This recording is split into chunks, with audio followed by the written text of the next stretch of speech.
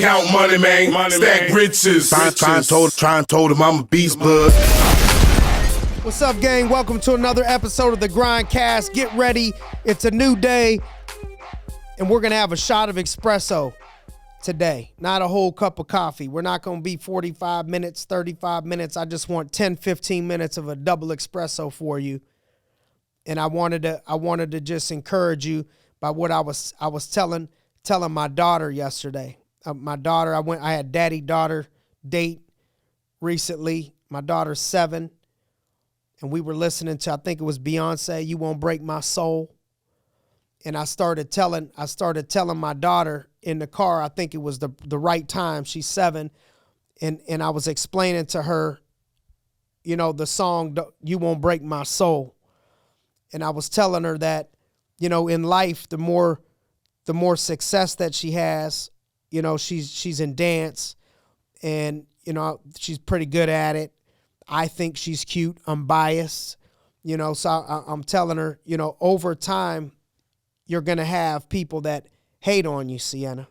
Over time, you're going to have people that speak negatively about you. There's going to be people that are mean to you. There's going to be girls that are mean to you. And I want to make sure that you can handle it and you don't let these people break your soul. And we got into that conversation. I said, do you know why people are going to be mean to you? You know why there's going to be times that people are going to be not so nice to you? And there'll be other lessons to this on how can you learn from those things. You know, I remember asking my mentor, one of my mentors, you know, how he handles people that hate on him. And he said, the first thing I try to do is ask myself, is it true? Is it true? So that's another lesson that I'll try to teach my daughter. But, you know, oftentimes anybody that's been successful at anything, can look back to times where people hated them just because they were doing well, just because they were pretty, just because they were handsome, just because they were successful, just because they were. And I remember, you know, I tell people growing up poor, and then we moved into lower middle class. I was riding with my longtime friend yesterday, and we were looking at houses and stuff, and he was saying, man, remember your house? You lived in the attic. We had 1 bedroom, and you lived in the attic that we put carpet up there, and that was my bedroom up there. I tell people that's why I was short. You know, a shark, you put a shark in a tank, and it can only grow as big as the tank, right? So I said, well, the reason why, which ain't the reason, but I joke with people and say that's the reason, is because my roof was so low. I had to stay hunched down. My body had to stay short. And so we were talking about, man, look at the situation of going from living in the attic to a better life. And I said, well, yeah, that was the house in high school. How about the house I grew up in? That one, I didn't even have a room. I had to share a room with my mother. My great-grandmother was right across the hallway on the east side of Youngstown. 1 bathroom, 2 bedrooms, fruit cellar, small kitchen, small living room with a little one of those TVs that you had to click it and hope that it would work. We would put hangers on the back of the antennas to try to get it to work sometimes. And so I've had an opportunity to walk through different phases of life. And I remember as a young kid growing up to where I look at, and I'm not going to name the people that put this in my head because I don't want to, you know, talk badly about people that I love and care about, but I was almost raised, not by my mother, I was almost raised to not like people that were from other areas of the city outside of Youngstown that had money, that were, you know, in different affluent areas in our area. And I didn't like the people because they were from a certain part of town and they had a little bit more means. I automatically hated them, automatically didn't like them, automatically had judgment towards these people. And then I walked through that to lower middle class to middle class for a couple years. And then, you know, Lord would have it over time in the business, that I'm in currently right now, that I would have a chance to make it to the other side and probably, be considered in the category of people that as a child I would hate.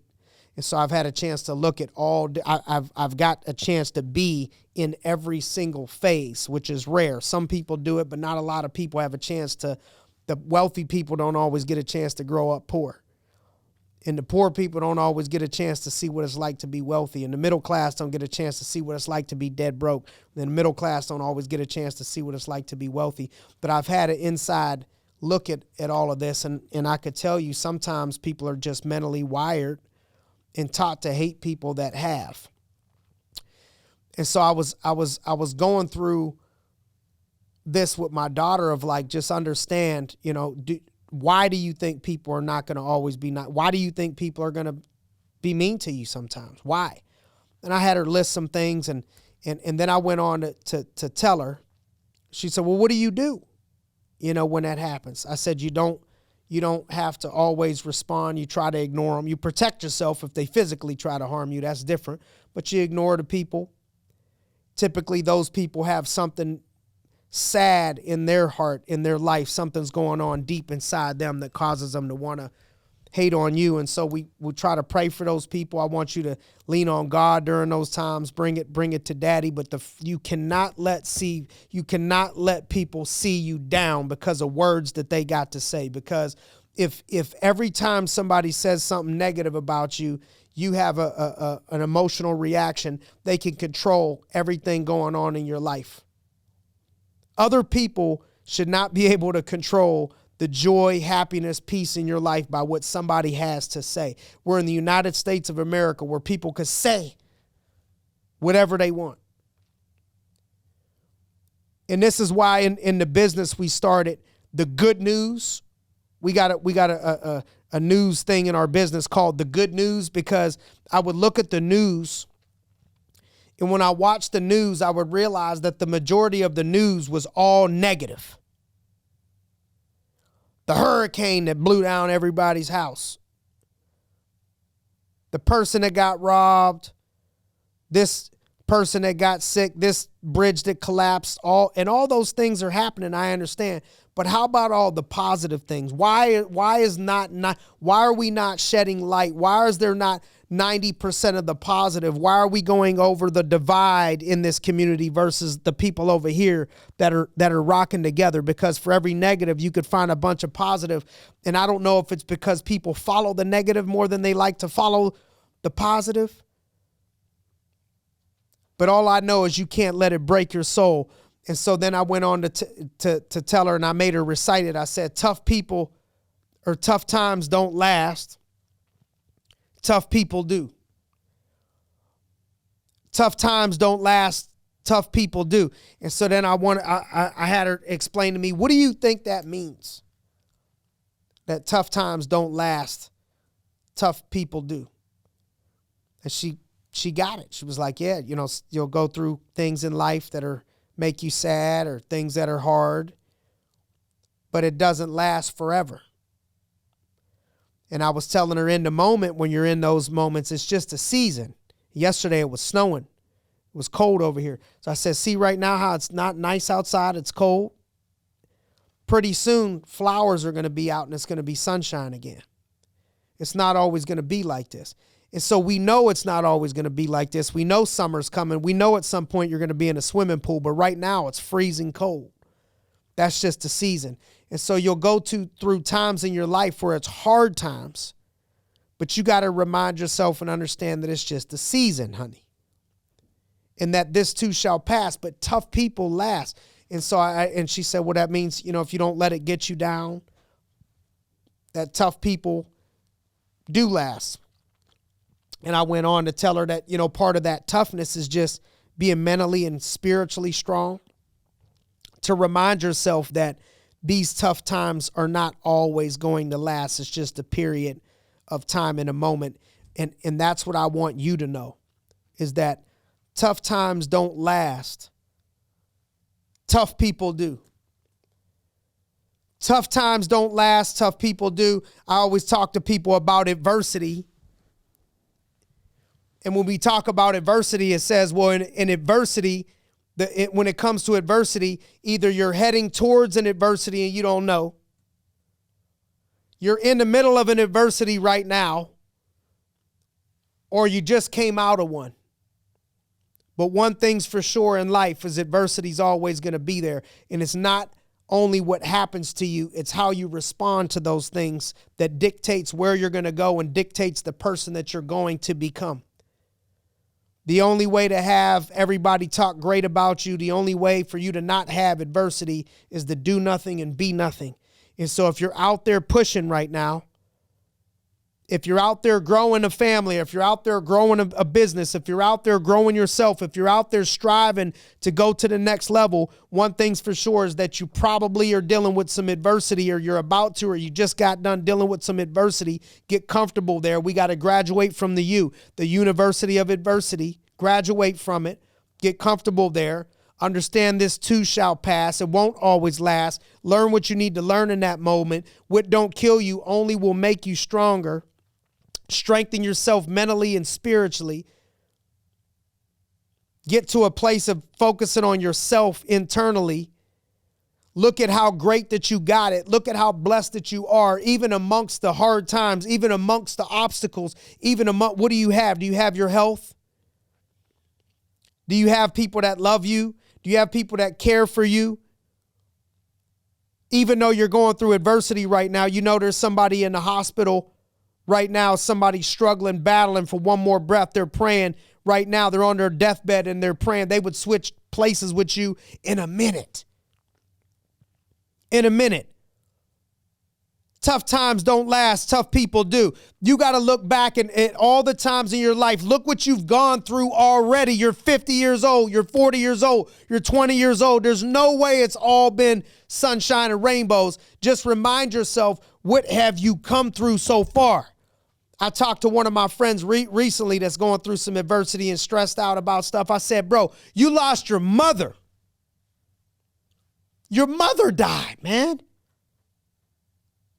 This ain't adversity to you. This ain't stress to you.